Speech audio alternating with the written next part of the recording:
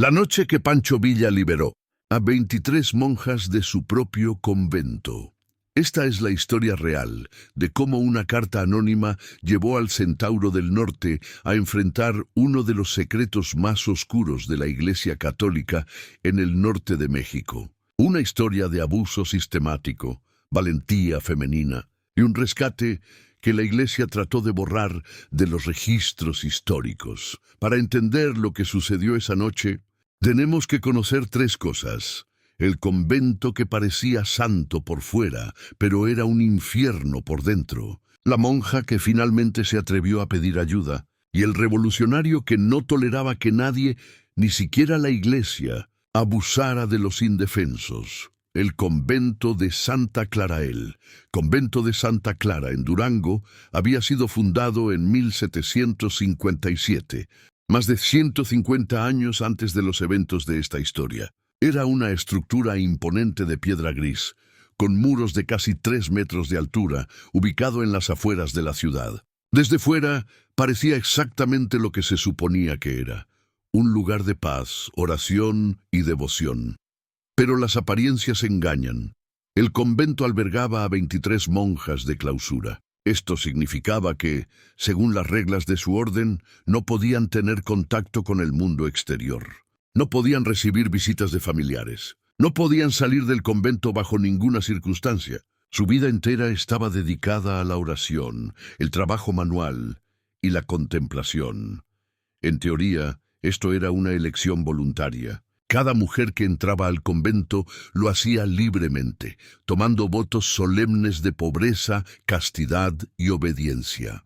Supuestamente podían abandonar la orden si realmente lo deseaban, aunque esto era extremadamente raro y mal visto.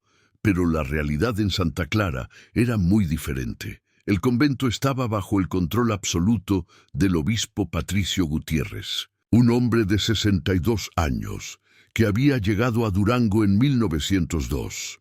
El obispo Gutiérrez era conocido públicamente como un hombre devoto, estricto pero justo, un defensor de la fe en tiempos revolucionarios.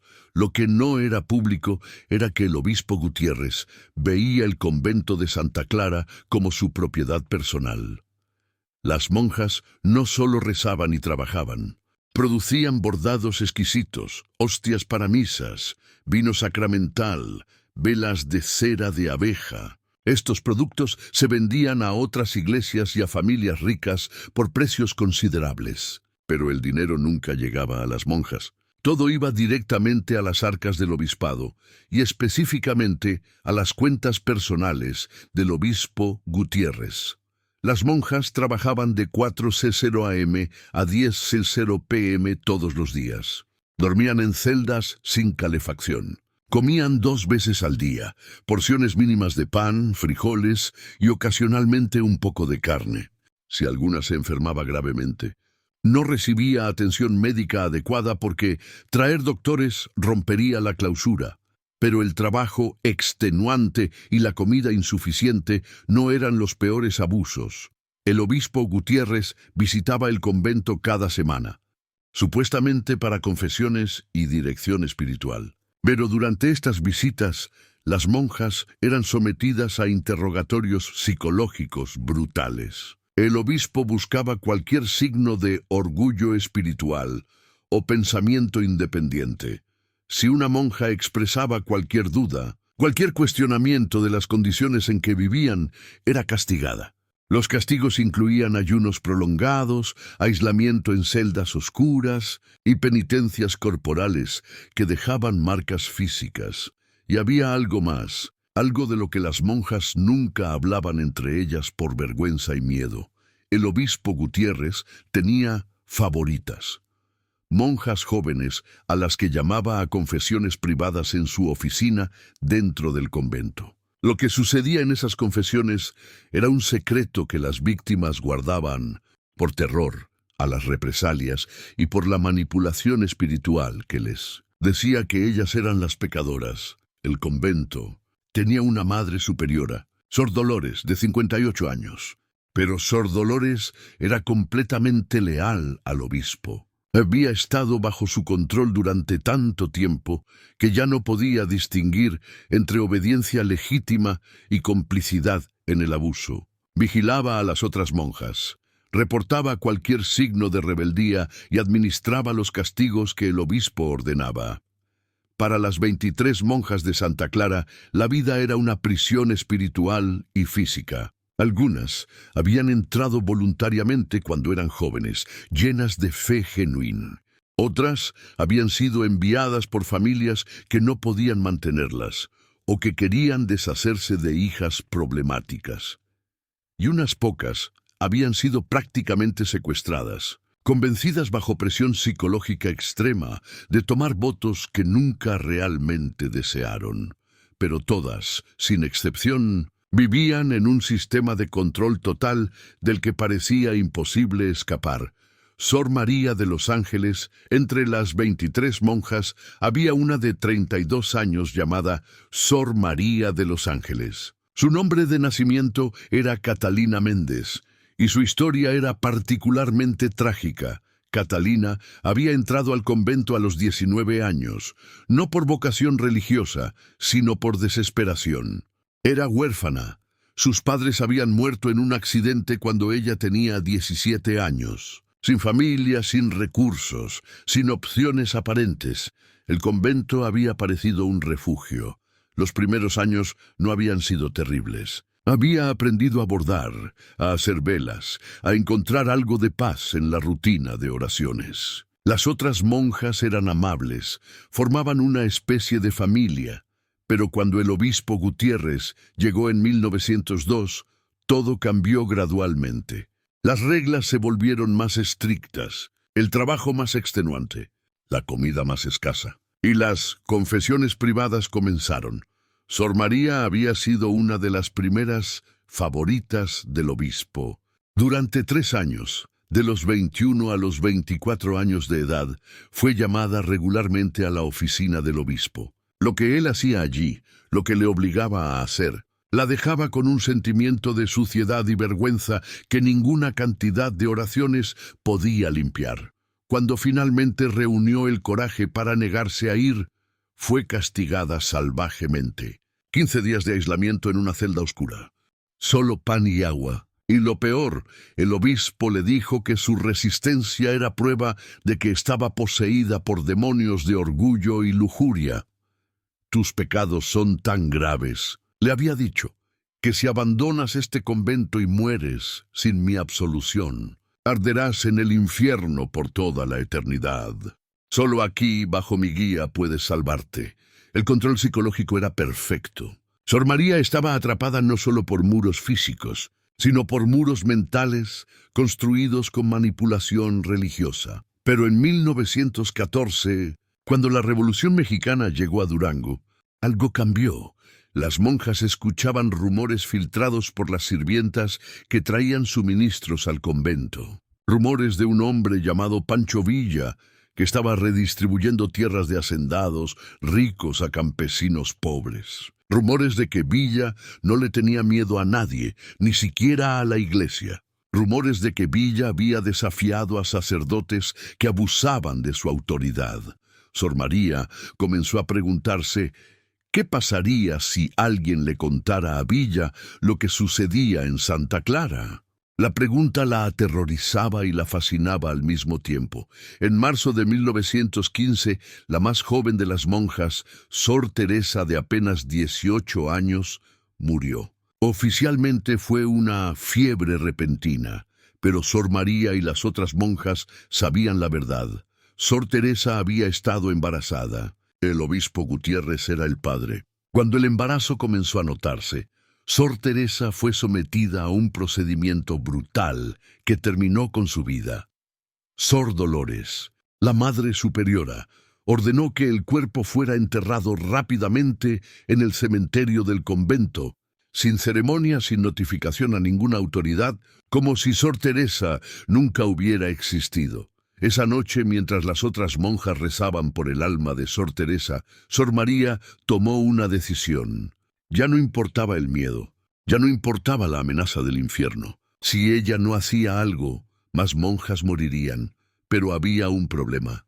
Las monjas nunca salían del convento. Estaban vigiladas constantemente. ¿Cómo podía Sor María contactar a alguien del mundo exterior? La respuesta vino de un lugar inesperado. Una de las sirvientas que traía comida al convento se llamaba Petra. Era una mujer de unos 40 años, analfabeta pero astuta. Petra había notado cosas durante años: el miedo en los ojos de las monjas, las marcas de golpes que algunas intentaban ocultar, la forma en que se quedaban en silencio cuando el obispo visitaba. Un día, mientras entregaba pan en la cocina del convento, Petra susurró a Sor María: «Hermana, si alguna vez necesita ayuda de verdad, déjeme saber. Mi nombre es Sor María de los Ángeles, del convento de Santa Clara en Durango. Escribo esto con manos temblorosas y corazón desesperado.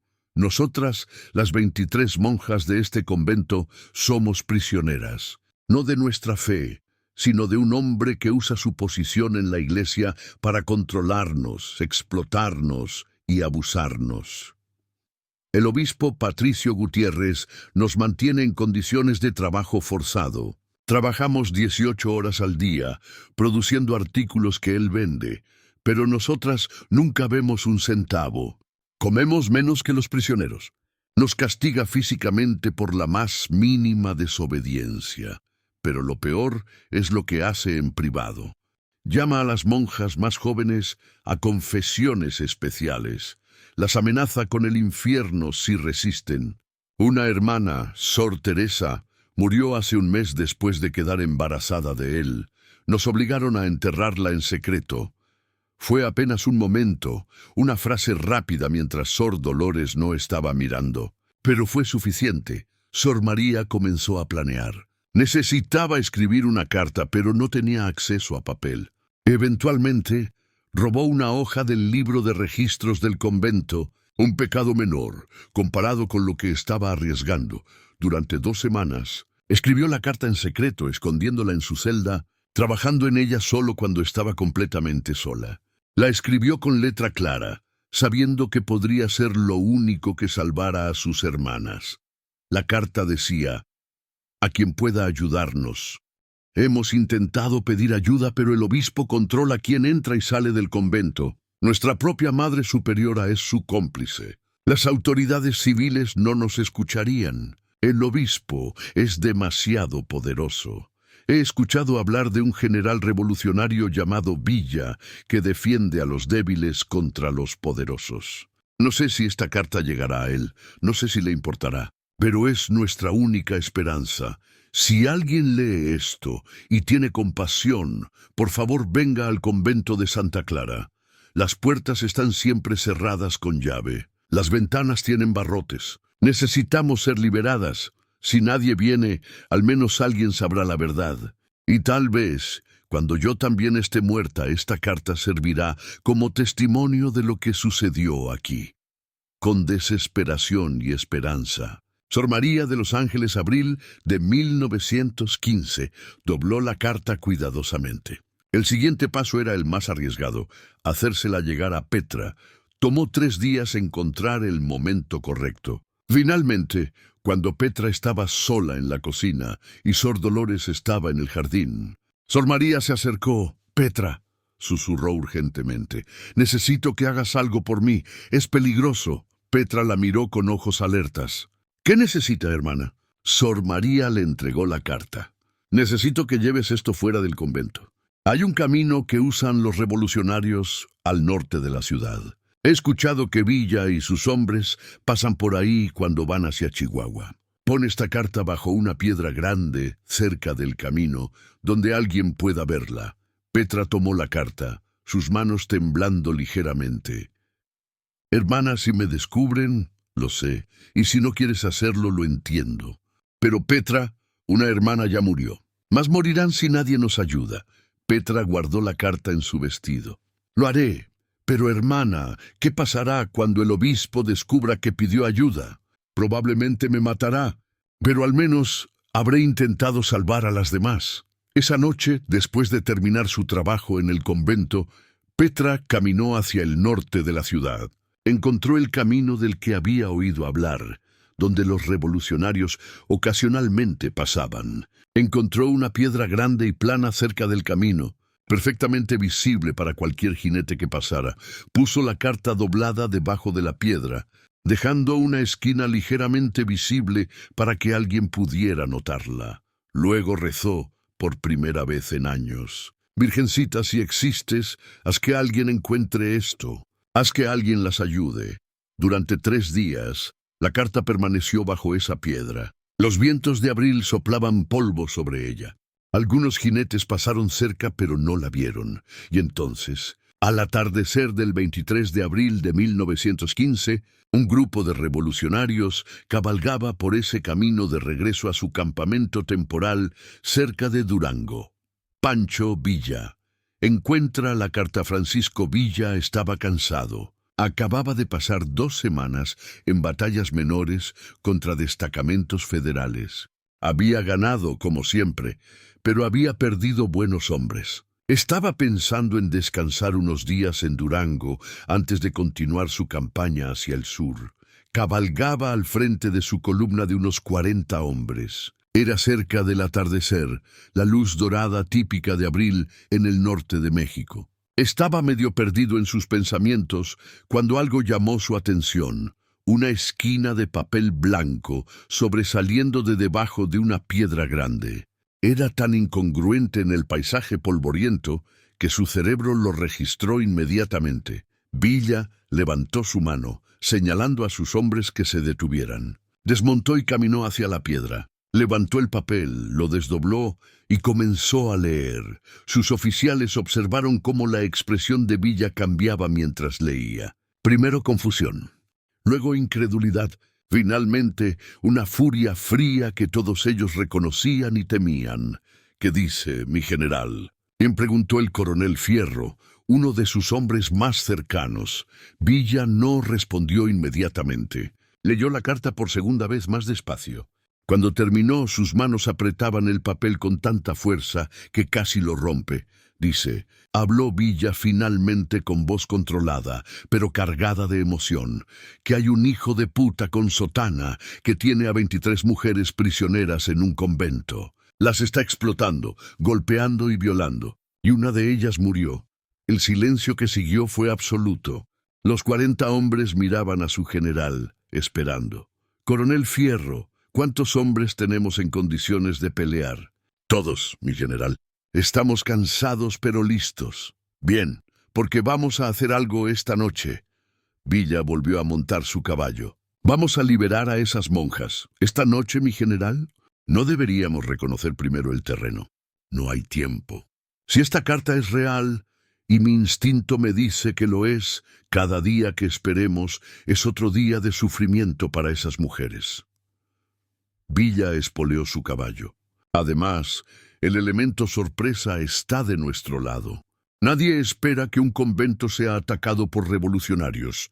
Mientras cabalgaban hacia Durango, Villa releyó la carta una tercera vez. Algo en las palabras de Sor María resonaba con él profundamente. La desesperación, el coraje de escribir sabiendo el riesgo, la esperanza colocada en un extraño. Villa había visto mucha maldad en su vida. Había visto hacendados azotar peones hasta la muerte. Había visto oficiales federales violar mujeres en pueblos conquistados. Había visto niños morir de hambre mientras los ricos desperdiciaban comida. Pero había algo particularmente repugnante en esto. Un hombre que usaba la autoridad de Dios para abusar de mujeres que habían dedicado sus vidas al servicio divino. Era una traición no solo a esas mujeres, sino a todo lo que la religión supuestamente representaba. Villa no era particularmente religioso. Su relación con la iglesia era complicada. Respetaba la fe genuina, había visto el consuelo que daba a la gente pobre, pero despreciaba a los curas que predicaban mansedumbre mientras vivían en lujo, que bendecían a los opresores mientras ignoraban a los oprimidos. Este obispo Gutiérrez sonaba como el peor tipo de hipócrita religioso. Mi general, dijo el coronel Fierro mientras cabalgaban, ¿y si es una trampa? ¿Y si los federales escribieron esa carta para atraerlo? Villa consideró eso. Podría ser, Pero mira esta letra, mostró la carta a Fierro. Es la letra de una mujer educada pero temblorosa. Mira las manchas aquí. Señaló unas marcas en el papel. Son lágrimas. Y mira esto. Señaló una pequeña mancha oscura. Sangre. Alguien estaba sangrando cuando escribió esto. Aún podría ser falsa. Fierro, hemos arriesgado nuestras vidas por mucho menos. Y si hay, aunque sea una posibilidad de que esta carta sea real, no puedo ignorarla. ¿Tú sí podrías? Fierro negó con la cabeza. Como todos los hombres de Villa, había visto suficiente injusticia para saber que algunas cosas no se pueden ignorar. Llegaron a las afueras de Durango cuando oscureció completamente. Villa dividió a sus hombres en 3 grupos. 20 se quedarían vigilando los alrededores del convento para asegurarse de que nadie entrara o saliera. 10 rodearían la parte trasera. Y Villa mismo, con los otros 10 hombres, entraría por la puerta principal. Recuerden, les dijo a todos, estamos aquí para liberar a esas monjas, no para saquear ni destruir. Cualquier hombre que se pase de la raya responde ante mí personalmente. ¿Entendido? Todos asintieron. Conocían la reputación de Villa. Podía ser brutal con sus enemigos, pero protegía ferozmente a los inocentes.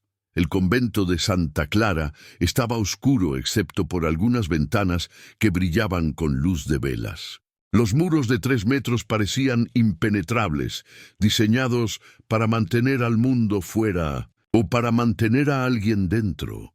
Villa y sus 10 hombres se acercaron a la puerta principal, pesada madera reforzada con hierro. Villa golpeó fuerte con la culata de su rifle. ¡Abran! En nombre de la División del Norte.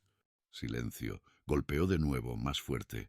¡Abran ahora o derribamos la puerta! Finalmente escucharon pasos. Una voz de mujer mayor asustada. ¿Quién es? ¿Qué quieren? Soy el general Francisco Villa. Estoy aquí para hablar con las monjas de este convento. Es imposible. Este es un convento de clausura. No pueden entrar hombres. Señora, voy a contar hasta 3. Si para entonces no ha abierto esta puerta, la derribo. 1, no pueden hacer esto. Es sacrilegio. 2, llamaré al obispo. Perfecto. Él es exactamente a quien quiero ver. 3, Villa hizo una señal a sus hombres. 4 de ellos se adelantaron con un tronco que habían traído justamente para esto. 2 golpes bastaron. La puerta antigua cedió con un crujido de madera astillada y metal doblado. Villa entró al convento con su rifle en mano, seguido por sus hombres con antorchas. Se encontraron en un patio interior rodeado de arcos de piedra. Una mujer mayor, en hábito de monja, obviamente la madre superiora, estaba paralizada de terror. ¿Dónde están las otras monjas?, preguntó Villa. Yo... Esto es un sacrilegio. Están en sus celdas, orando. Llámelas, ahora. Sor Dolores, temblando, tocó una campana que colgaba en el patio. El sonido resonó en las paredes de piedra. Lentamente, de diferentes puertas alrededor del patio, comenzaron a aparecer figuras en hábitos oscuros. Monjas de diferentes edades, todas con expresiones de terror absoluto. Algunos de los hombres de Villa nunca habían visto monjas de clausura antes. Era como encontrarse con fantasmas. Villa contó. 22. Según la carta debían ser 23, menos la que había muerto. ¿Cuál de ustedes es Sor María de los Ángeles? Ende preguntó Villa en voz alta. Las monjas se miraron entre sí. Ninguna respondió. Villa sacó la carta de su chaqueta. Sor María, sé que estás aquí. Encontré tu carta. Vine como pediste. Un murmullo de shock recorrió el grupo de monjas. Sor Dolores se puso pálida. ¿Carta? ¿Qué carta? Finalmente una de las monjas dio un paso al frente. Era delgada, con ojos hundidos, pero ardientes de determinación. Yo soy Sor María. Villa la miró. Vio las marcas de viejas magulladuras en su cuello. Vio cómo sus manos temblaban, pero su barbilla estaba levantada con dignidad. Vio coraje puro. Hermana, tu carta dice que el obispo Gutiérrez las mantiene prisioneras aquí, que las explota y las abusa. ¿Es verdad? Antes de que Sor María pudiera responder, Sor Dolores interrumpió. «Es mentira. Esta mujer está poseída por demonios. El obispo es un santo. Estas hermanas están aquí por voluntad propia». Villa se giró hacia la Madre Superiora. «Señora, le sugiero que se calle a menos que quiera que la ate». Luego volvió su atención a Sor María. «Hermana, necesito que me cuentes la verdad. Toda la verdad. Y necesito que las otras monjas confirmen o nieguen lo que digas. Porque si esto es falso, si esto es algún tipo de engaño, habrá consecuencias. Pero si es verdad, te prometo que este infierno termina esta noche». Sor María respiró profundo. Este era el momento por el que había arriesgado todo. No había vuelta atrás, y comenzó a hablar. Les contó sobre las condiciones de trabajo, sobre la comida escasa, sobre los castigos físicos. Y finalmente, con lágrimas corriendo por su rostro pero voz firme, les contó sobre las confesiones privadas del obispo, sobre Sor Teresa y cómo había muerto. Mientras hablaba, otras monjas comenzaron a llorar. Algunas asintieron, confirmando cada palabra. Una monja joven, que no podría tener más de 20 años, cayó de rodillas sollozando. «Es verdad. Todo es verdad». Sor Dolores intentó protestar de nuevo, pero uno de los soldados de Villa simplemente le puso una mano en el hombro y la mantuvo callada. Cuando Sor María terminó, Villa estaba en silencio. Sus hombres también. Habían visto horror en la guerra, pero esto era diferente. Esto era traición de la peor clase, disfrazada de santidad. «¿Dónde está el obispo ahora?», le preguntó Villa finalmente. «Tiene una habitación aquí en el convento», respondió Sor María. «En el segundo piso, la puerta grande al final del pasillo». Villa se giró hacia sus hombres. «Fierro, tú te quedas aquí con las hermanas. Asegúrate de que estén seguras. Nadie las toca, nadie las asusta más de lo que ya están. El resto conmigo». Villa subió las escaleras de piedra con 5 de sus hombres. El pasillo del segundo piso estaba iluminado por velas. Al final, efectivamente, había una puerta más grande y ornamentada que las demás. Villa no se molestó en tocar. De una patada abrió la puerta. Dentro, sentado en una cama cómoda con sábanas finas, vestido con ropa de dormir cara, estaba el obispo Patricio Gutiérrez. Junto a su cama había una botella de vino medio vacía y restos de una cena abundante. Pollo, pan blanco, frutas. Un contraste obsceno con las condiciones en que vivían las monjas. El obispo se levantó de un salto, su rostro pasando del sueño a la confusión y finalmente al terror cuando vio a los hombres armados. «¿Qué significa esto? ¿Quiénes son ustedes?»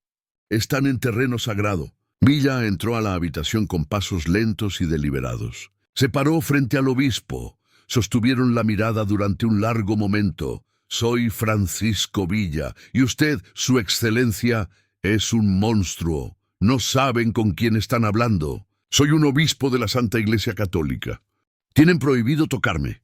«¿Prohibido? ¿Cómo estaba prohibido que usted violara a esas monjas? ¿Cómo estaba prohibido que las golpeara? ¿Cómo estaba prohibido que matara a una joven embarazada?» El color desapareció del rostro del obispo. «No sé de qué habla. Esas mujeres están bajo mi cuidado espiritual. No me mienta», rugió Villa. El obispo retrocedió, tropezando con su propia bata. «Tengo 22 testigos abajo que confirman cada uno de sus crímenes. Y tengo la carta de una monja lo suficientemente valiente para arriesgar su vida pidiéndome ayuda. Esas mujeres están confundidas. Están bajo influencias demoníacas. Yo solo trataba de salvarlas». Villa dio un paso más cerca. «¿Sabe qué es lo que más me molesta de hombres como usted? No es solo que abusen, es que lo hagan escondidos detrás de Dios. Usan la fe de la gente buena como un arma. Les dicen que si resisten irán al infierno. Les roban no solo sus cuerpos, sino sus almas. No puede probar nada. No necesito probar nada en una corte. Esta es mi justicia, aquí y ahora». Villa se giró hacia sus hombres. «Sáquenlo. Lo vamos a llevar abajo para que estas monjas le digan en su cara lo que les hizo. Y luego va a responder por sus crímenes». 2 soldados agarraron al obispo por los brazos. Él intentó resistirse, gritando sobre sacrilegios y excomuniones. Pero sus palabras ya no tenían poder aquí, lo arrastraron escaleras abajo de vuelta al patio. Cuando las monjas lo vieron, algunas retrocedieron instintivamente, el miedo todavía profundamente arraigado. Pero otras, incluyendo Sor María, se mantuvieron firmes. Villa obligó al obispo a arrodillarse en el centro del patio. Ahora su excelencia va a escuchar lo que estas mujeres tienen que decirle, y no va a interrumpir. Una por una las monjas hablaron. Algunas apenas podían susurrar, las palabras saliendo entre sollozos. Otras hablaban con voz fuerte, años de rabia reprimida finalmente liberándose. Sor Beatriz, de 45 años, contó sobre los 15 años que había trabajado 18 horas diarias sin descanso. Sor Carmen, de 28 años, describió las palizas que recibía por hacer preguntas sobre dónde iba el dinero que generaban. Sor Isabel, de apenas 22 años, con voz quebrada, confirmó las confesiones privadas y lo que el obispo le había hecho durante ellas.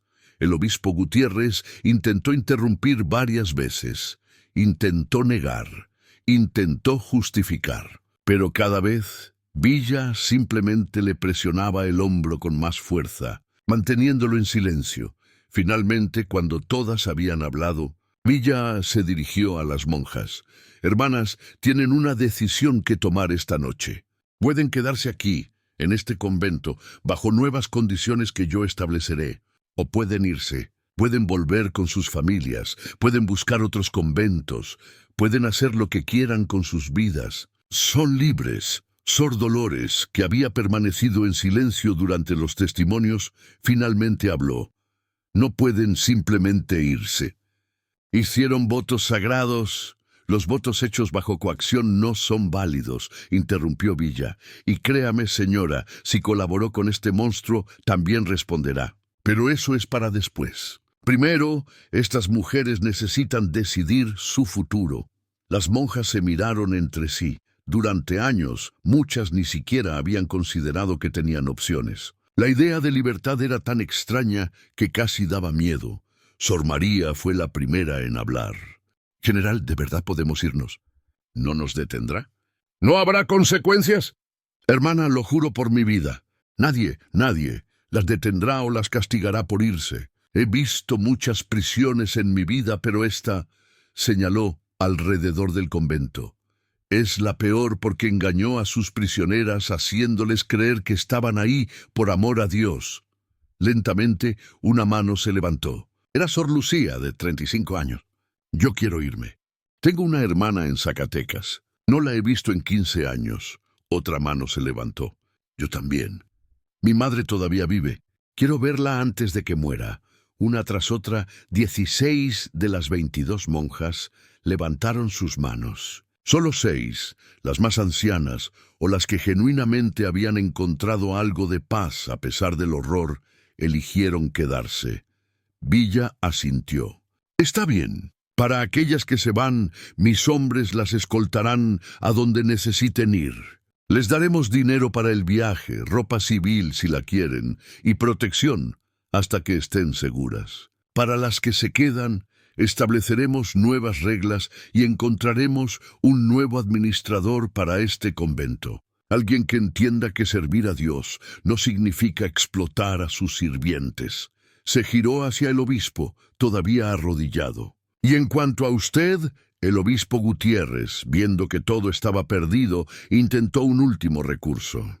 General Villa, soy un hombre de medios. Puedo pagarle. Puedo ofrecerle información sobre movimientos de tropas federales. ¿Puedo ser útil? Villa lo miró con disgusto. ¿Me está ofreciendo un soborno? ¿Después de todo lo que hizo? Soy realista. Usted es un hombre de guerra. Entiende que a veces hay que hacer tratos. Villa sacó su pistola. El obispo palideció, pensando que su fin había llegado. Pero Villa no disparó. En cambio, le puso el cañón de la pistola bajo la barbilla, forzándolo a mirarlo a los ojos. Escúcheme bien. Hay 2 tipos de maldad en este mundo. Está la maldad honesta, hombres que pelean por lo que creen aunque esté equivocado. Y está la maldad de hombres como usted, que se esconden detrás de la santidad mientras cometen los peores crímenes. La primera puedo respetar. La segunda me da asco. Villa guardó su pistola. No voy a matarlo. Sería demasiado fácil. En cambio, va a vivir con lo que hizo. Se giró hacia sus hombres. Despójelo de su sotana. Aquí mismo, frente a las mujeres que abusó. Quiero que pierda todo lo que lo hacía sentir poderoso. Los soldados obedecieron. Le quitaron al obispo su bata de dormir cara, dejándolo en ropa interior. Luego, cuando Villa hizo otra señal, le raparon la cabeza. El obispo lloraba ahora, no de dolor físico, sino de humillación absoluta. Ahora, dijo Villa, va a caminar descalzo desde este convento hasta la plaza principal de Durango. Mis hombres lo escoltarán, y en el camino le contarán a todos los que encuentren exactamente quién es usted y qué hizo. Para cuando llegue a la plaza, todo Durango sabrá la verdad. No, por favor, moriré de vergüenza. Bueno, tal vez la vergüenza es el único camino hacia su redención. Villa se alejó. Y si alguna vez, intenta regresar a una posición de poder en la iglesia, si intenta acercarse a otra mujer vulnerable, me enteraré. Y la próxima vez no seré tan misericordioso. Los soldados arrastraron al obispo fuera del convento. Las monjas observaban, muchas llorando, no de tristeza sino de catarsis. Estaban viendo al monstruo que había controlado sus vidas reducido a nada. Villa permaneció en el patio con las monjas. Sor María se acercó a él, todavía con lágrimas en los ojos. General, no sé cómo agradecerle. Arriesgó su vida viniendo aquí basándose solo en mi carta. No arriesgué nada, hermana. Esto es lo que debería ser normal. Nadie debería tener que escribir cartas desesperadas para ser tratado con dignidad básica. Villa hizo una pausa. ¿Usted qué hará? ¿Se quedará o se irá? Me iré. Ya no puedo quedarme aquí. Hay demasiados recuerdos malos. ¿Tiene familia? No, mis padres murieron hace años. No tengo a nadie. Villa pensó un momento. Tengo una propuesta. En mi campamento necesitamos personas que puedan leer y escribir, que puedan llevar registros, enseñar a los soldados que no saben leer. Usted parece educada. ¿Le interesaría ese trabajo? Sor María lo miró sorprendida. ¿Me está ofreciendo trabajo? ¿Con revolucionarios? Le estoy ofreciendo una forma de reconstruir su vida y de ayudar a una causa que, créame, necesita mujeres inteligentes que entiendan lo que es la injusticia. Por primera vez en años, Sor María sonrió genuinamente. Sí, acepto. En las horas siguientes, el convento se transformó. Las 16 monjas que habían decidido irse recogieron sus pocas posesiones. Villa cumplió su promesa. Cada una recibió dinero suficiente para varios meses, ropa civil si la querían, y escolta militar hasta donde necesitaran ir. Algunas partieron esa misma noche, demasiado ansiosas por salir del lugar que había sido su prisión. Otras esperaron hasta el amanecer, diciéndose adiós entre lágrimas y abrazos. Sor Carmen, una de las que se iba, le dijo a Sor Rosa, una de las que se quedaba: ¿estás segura de que quieres quedarte? Esta ha sido mi casa durante 30 años, respondió Sor Rosa.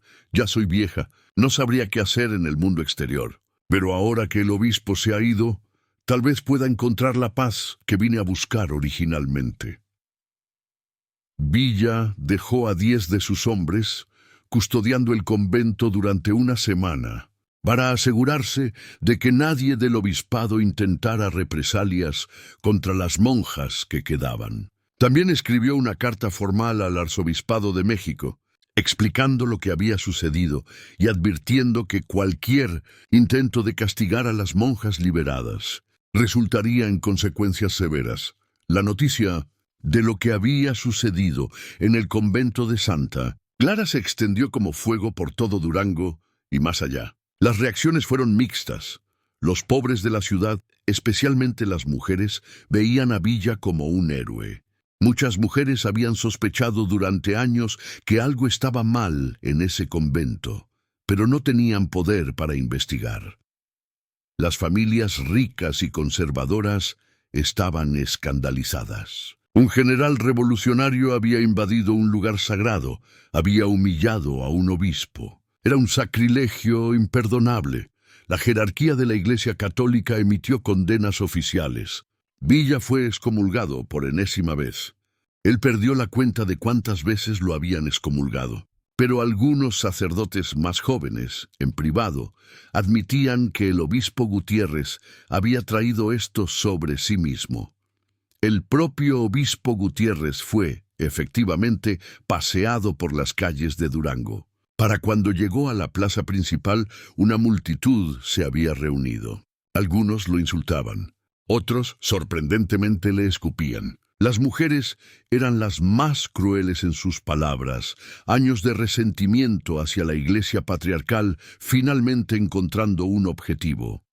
El obispo fue eventualmente enviado de vuelta a España en desgracia. Nunca volvió a tener una posición de autoridad en la Iglesia. Murió en 1923 en un monasterio remoto, según quienes lo conocieron en sus últimos años.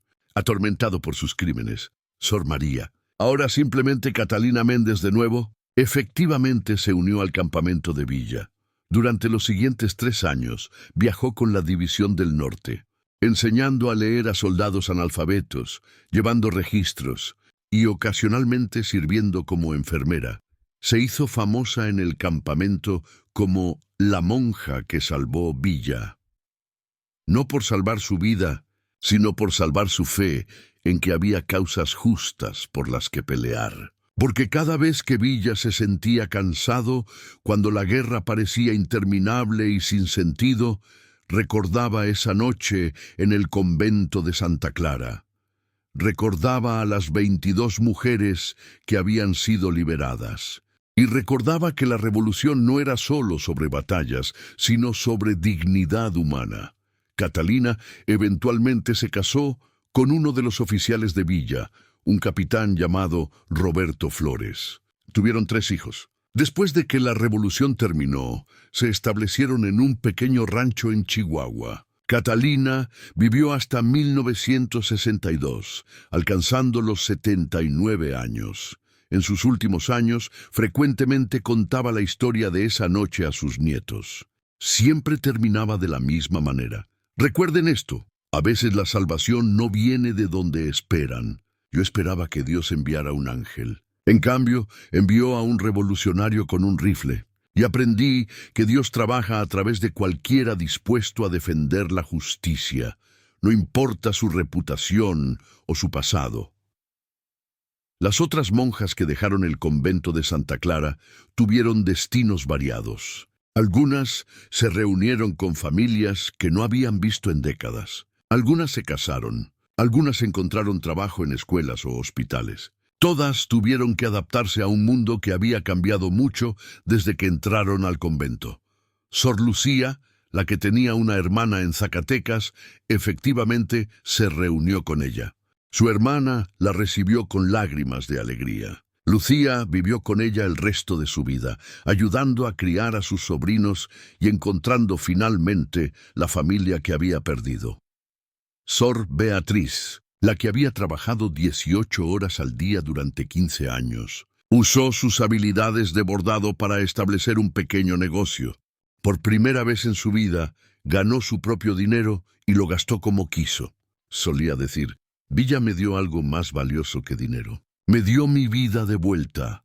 Las 6 monjas que eligieron quedarse en el convento eventualmente recibieron un nuevo administrador, un sacerdote jesuita llamado Padre Tomás, que había trabajado con comunidades indígenas y entendía que servir a Dios significaba servir a la gente, no controlarla. Bajo su liderazgo, el convento de Santa Clara se transformó en un lugar de paz genuina. La historia del rescate fue documentada de varias formas. Catalina escribió un testimonio detallado en 1920, cuando un historiador estadounidense visitó México para documentar la revolución. Ese testimonio fue publicado en un libro en 1925, aunque la Iglesia intentó suprimirlo. Varios de los soldados que acompañaron a Villa esa noche también dejaron sus propios relatos. Todos coincidían en los detalles esenciales, aunque algunos embellecían ciertos aspectos. En 1935, un periódico local de Durango publicó una serie de artículos sobre los secretos ocultos de la Revolución. Uno de los artículos se centraba en el convento de Santa Clara. Incluía entrevistas con varias de las exmonjas, ahora mujeres mayores viviendo vidas ordinarias, pero todas recordando esa noche de abril de 1915 como el momento en que recuperaron sus vidas. El propio Villa rara vez hablaba públicamente sobre el incidente. Cuando periodistas le preguntaban, simplemente decía: «Hice lo que cualquier hombre decente habría hecho. Nada más, nada menos». Pero en privado, con sus oficiales cercanos, a veces reflexionaba sobre esa noche. Una vez le dijo al coronel Fierro: «Sabes, hemos ganado batallas grandes, hemos tomado ciudades. Pero creo que esa noche en el convento fue una de las cosas más importantes que hemos hecho». Porque no se trataba de territorio o de política. Se trataba de salvar almas humanas de un infierno viviente. La historia del convento de Santa Clara resonó más allá de la Revolución Mexicana. En las décadas de 1960 y 1970, durante el movimiento feminista y las reformas del Concilio Vaticano II, la historia fue redescubierta como un ejemplo de cómo el patriarcado institucional puede corromper hasta las instituciones religiosas. Teólogos feministas la usaron como caso de estudio sobre el abuso de poder clerical. Activistas de derechos de las mujeres la citaron como evidencia de por qué las mujeres necesitan autonomía sobre sus propias vidas. Incluso en contextos religiosos, en 1975, el convento de Santa Clara fue convertido en un museo y centro cultural. Parte de la exhibición permanente cuenta la historia del rescate de 1915. Se exhibe una réplica de la Carta de Sor María. El original está en el Archivo Nacional de México, protegido como documento histórico. Hay fotografías de Catalina Méndez en diferentes etapas de su vida. Y hay testimonios grabados de las últimas supervivientes antes de su muerte. La exhibición no es solo sobre Villa como héroe. Es sobre el coraje de Sor María al escribir esa carta. Es sobre las mujeres que encontraron la valentía para hablar después de años de silencio. Es sobre cómo la justicia a veces viene de lugares inesperados. Los visitantes del museo frecuentemente dejan comentarios en un libro de registro. Muchos son de mujeres que ven sus propias experiencias reflejadas en la historia. Mi abuela fue obligada a entrar a un convento en los años 40. Esta historia me ayuda a entender lo que pudo haber sufrido. Teresa M., Guadalajara. Soy sobreviviente de abuso por parte de un sacerdote. Leer sobre Sor María me da esperanza de que la justicia es posible. Anónima, Ciudad de México. Vine aquí con mi hija adolescente. Quería que supiera que las mujeres siempre han luchado por su libertad, incluso cuando todos les decían que era imposible. Roberto y Ana S. Monterrey. La historia también inspiró arte. En 1982, el muralista mexicano Diego Rivera, antes de su muerte, comenzó un mural sobre la revolución que incluía una escena del rescate del convento. Aunque no lo terminó, el boceto existe y muestra a Villa parado protectoramente frente a un grupo de monjas, mientras un obispo huye aterrorizado. En 1995, se escribió una obra de teatro llamada La carta bajo la piedra, que dramatizaba los eventos. Se presentó en teatros de toda México y ganó varios premios. La actriz que interpretó a Sor María dijo en una entrevista: «Este personaje me cambió. Me hizo entender que el verdadero coraje no es la ausencia de miedo, sino actuar a pesar del miedo».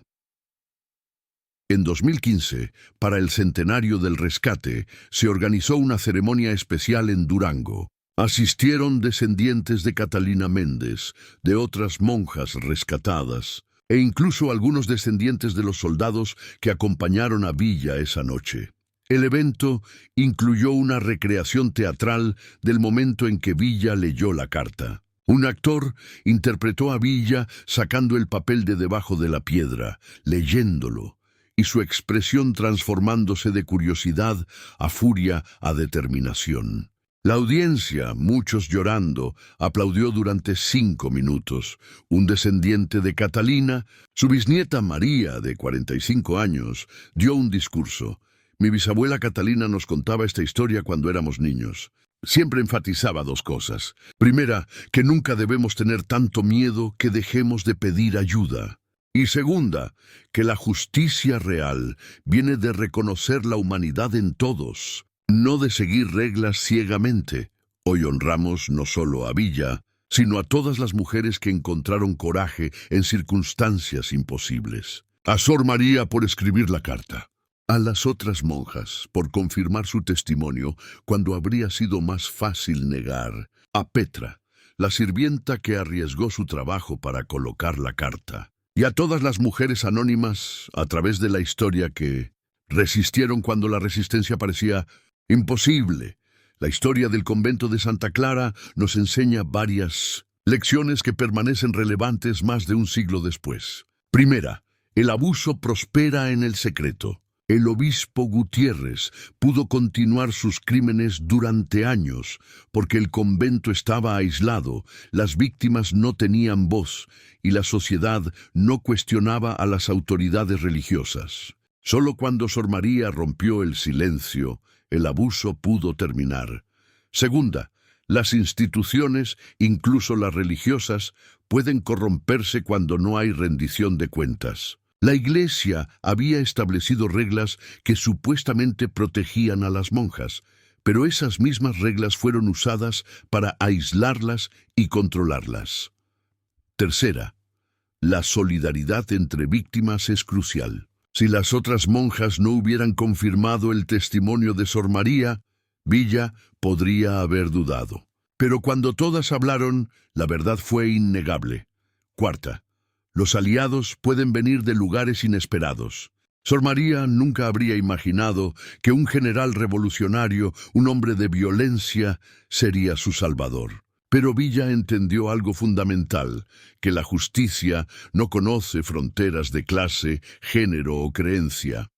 Quinta, el coraje individual puede catalizar cambios sistémicos. Una carta escrita por una mujer desesperada llevó no solo a su liberación y la de sus hermanas, sino a una conversación más amplia sobre el poder clerical y los derechos de las mujeres. Y finalmente, la redención es posible, pero la justicia debe venir primero.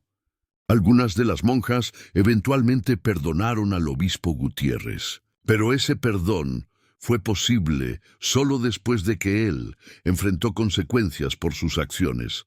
Hoy, cuando escuchamos sobre casos de abuso institucional, ya sea en iglesias, escuelas, corporaciones o gobiernos, la historia del convento de Santa Clara nos recuerda que el cambio es posible, que las víctimas pueden encontrar voz, que los perpetradores pueden ser responsabilizados y que a veces la justicia llega de formas que nunca anticipamos.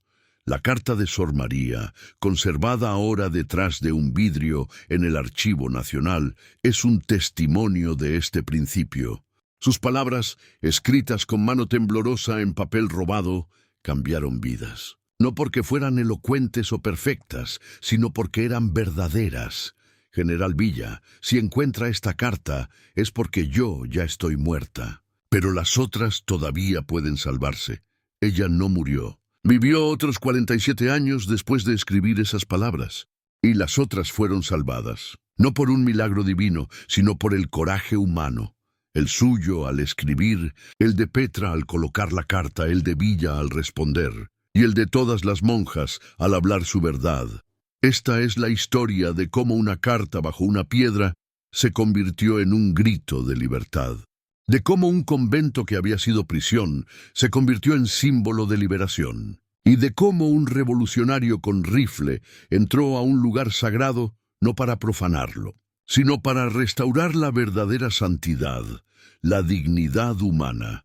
En las palabras finales de Catalina Méndez, en su testimonio de 1920, la gente pregunta si perdí mi fe esa noche cuando Villa derribó las puertas del convento. La verdad es lo contrario. Encontré mi fe, porque aprendí que Dios no vive en los muros de piedra o en las palabras de hombres poderosos. Vive en los actos de justicia, sin importar quién los realice. Y ese día, Dios trabajó a través de un revolucionario que tuvo el coraje de responder cuando una mujer desesperada pidió ayuda. Esa es la lección final de esta historia. La justicia no pertenece a ninguna institución, ninguna clase, ningún género. Pertenece a todos los que tienen el coraje de defenderla sin importar el costo personal. Y a veces, todo lo que se necesita para cambiar el mundo es una carta, una piedra y alguien dispuesto a actuar. Fin.